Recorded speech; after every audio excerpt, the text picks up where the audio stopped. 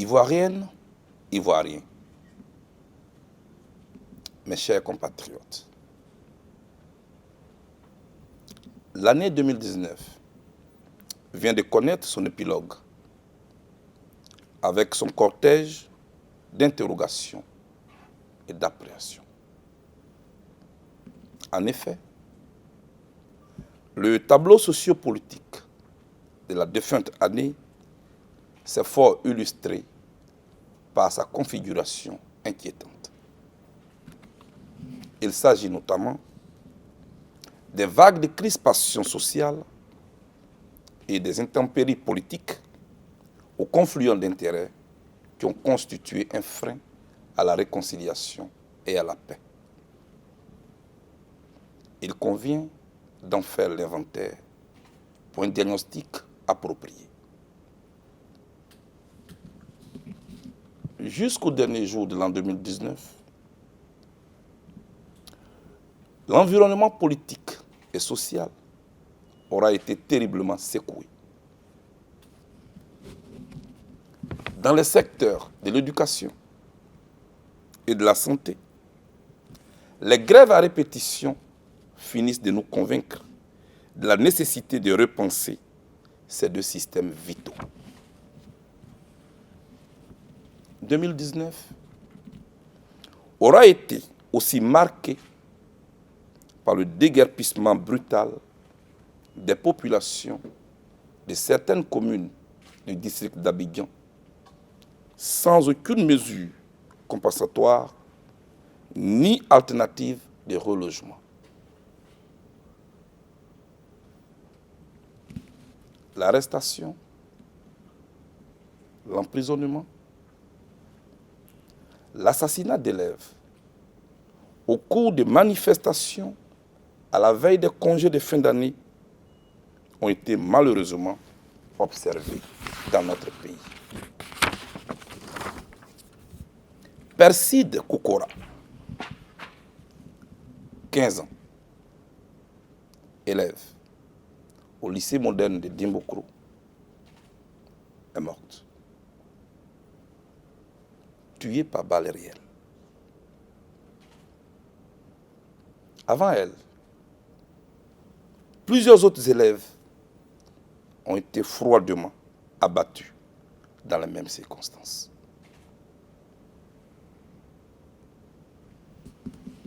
Ce dont je parle ne relève pas des faits divers.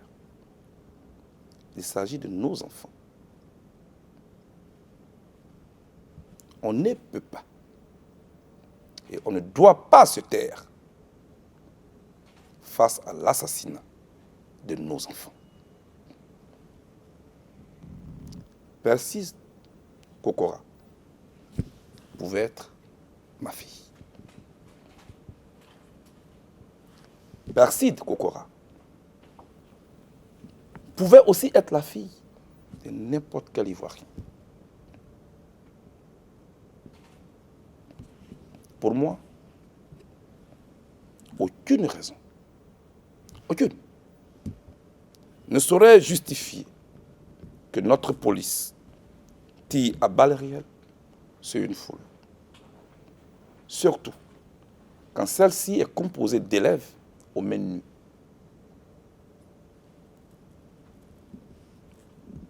Ôter la vie à autrui est malheureusement devenu un fait banal dans notre pays. Qu'arrive-t-il à la Côte d'Ivoire? Au marché, nos mamans ne peuvent plus rien acheter. Au regard du coût exorbitant des produits de première nécessité, en dépit de l'émergence promise. En outre, le champ politique de notre pays ne s'est pas affranchi de scènes portant l'estampille de la méfiance, de la peur, de l'intimidation et de la violence.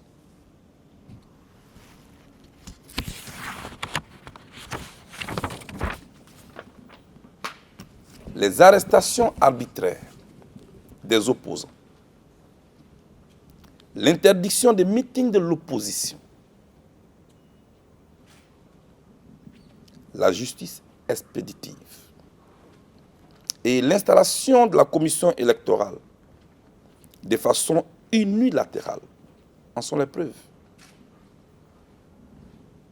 Un tel environnement n'augure pas de lendemain qui rassure. C'est pourquoi les questions cruciales liées au prochain processus électoral doivent faire l'objet d'un dialogue franc et sans passion entre le pouvoir et l'opposition. Il s'agit notamment de la mise en place d'une commission électorale véritablement indépendante, c'est-à-dire qui n'est pas sous l'influence ni du parti au pouvoir, ni des partis de l'opposition, d'un découpage électoral qui réponde aux standards internationaux, de la révision du listing électoral et de la gratuité de la carte nationale d'identité, vu la précarité dans laquelle vivent nos populations. Au demeurant, le processus de réconciliation nationale, appelé de tous les vœux par l'opposition, la société civile, les chefs coutumiers et les chefs religieux, a été fragilisé et mis sous le boisseau par le régime d'Abidjan. Et pourtant, la crise post-électorale que notre pays a vécue et qui a ébranlé les fondamentaux des valeurs républicaines aurait dû constituer l'indicatrice majeure de la restauration totale de la Côte d'Ivoire par le dialogue.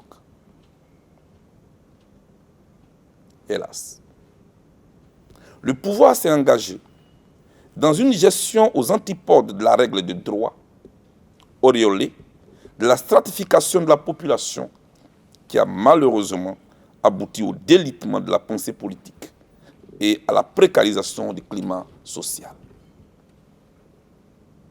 Pourtant, le régime du RHDP, dont le projet politique repose sur le vivre ensemble, qui tire sa substance de l'oufoutisme, rame à contre-courant de l'idéologie de dialogue et de paix chère au premier président de la République de Côte d'Ivoire, son Excellence Félix Houphouët-Boigny.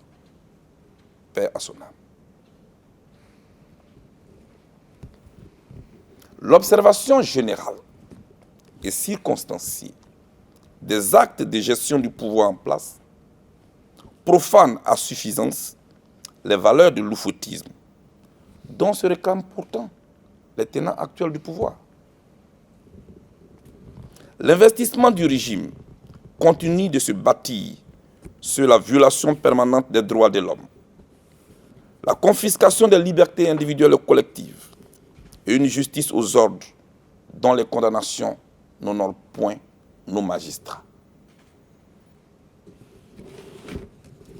Ce tableau ainsi présenté illustre en toute clarté la nature du régime actuel.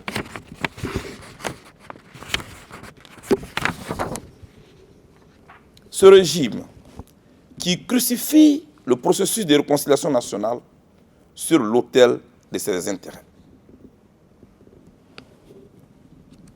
Mais, malgré les assauts répétés des persécutions permanentes qui meublent le quotidien des Ivoiriens, nous gardons toujours notre détermination à la consolidation de la paix.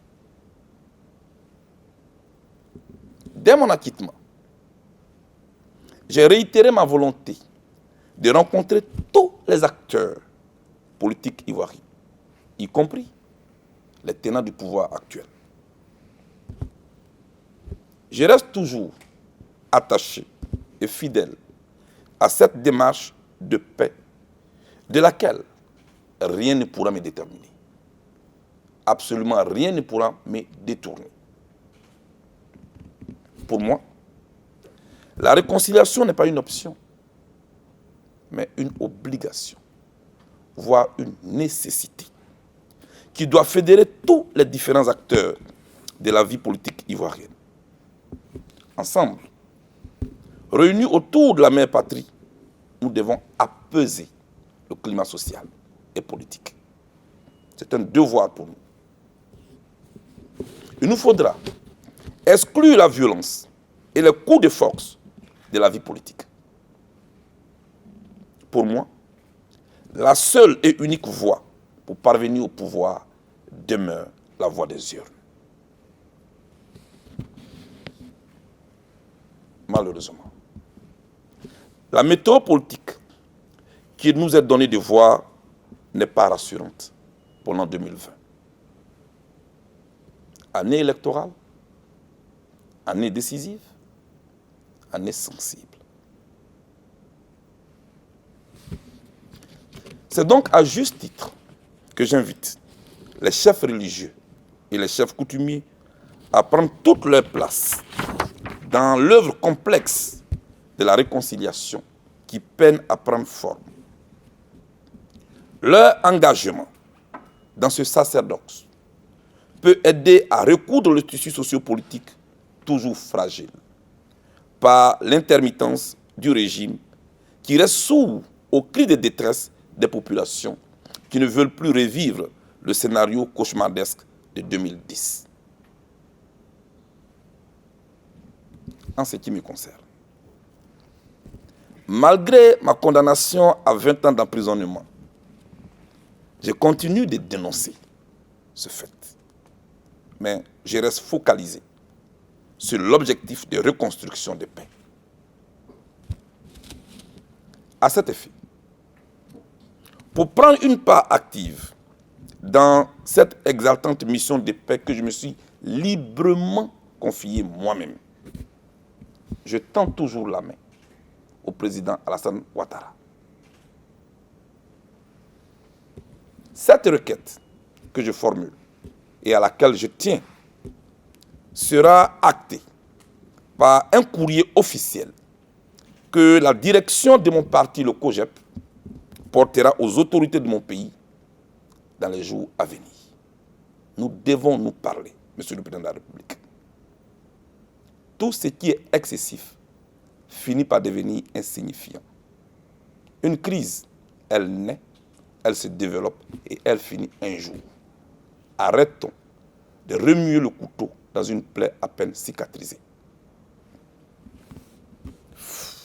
Face à la situation que traverse notre pays, nos égos, nos ambitions politiques ne doivent pas prendre le pas sur la vie des Ivoiriens. Monsieur le Président, mes chers compatriotes, revenons à présent à ma condamnation par contumace par la justice de mon pays.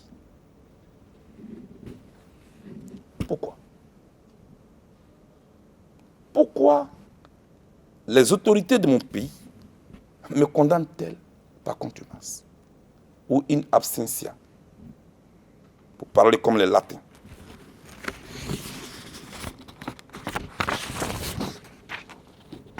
Plusieurs interrogations méritent d'être posées. Suis-je en fuite? Non. Suis-je introuvable? Non. Ai-je refusé de me présenter devant la justice de mon pays? Non plus. En effet, les autorités de mon pays savent bien que je suis ici à La Haye, aux Pays-Bas, depuis plus de 6 ans. Par leur volonté de me voir répondre des faits post-électoraux devant la Cour pénale internationale. Concernant les faits de meurtres et viols pour lesquels la justice ivoirienne m'a condamné de manière expéditive en moins d'une journée de procès,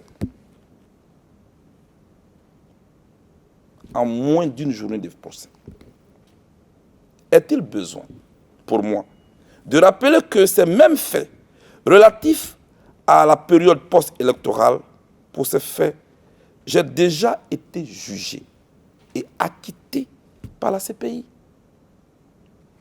À l'issue de 5 années de procédure, qui du reste est encore pendante et me retient encore ici à La Haye, les débats ont été publics ici. Le monde entier en est témoin. Les autorités de mon pays aussi, à moins de faire preuve d'un aveuglement volontaire. Est-ce donc cela le sens de l'expression « tout est bouclé, tout est géré, tout est calé », devenu aujourd'hui le slogan du RHDP, parti au pouvoir?